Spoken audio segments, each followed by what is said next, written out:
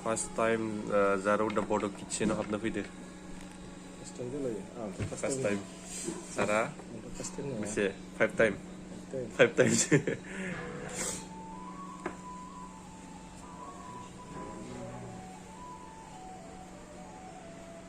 Boros level saming satu sampai.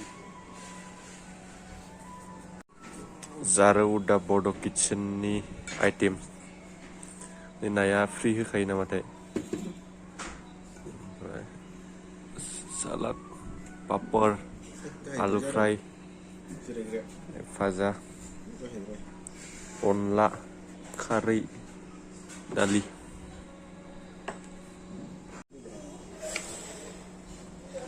Dan ini setelah ini.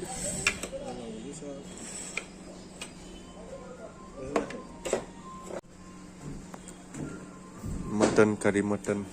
Mutton curry. Zada sar zada.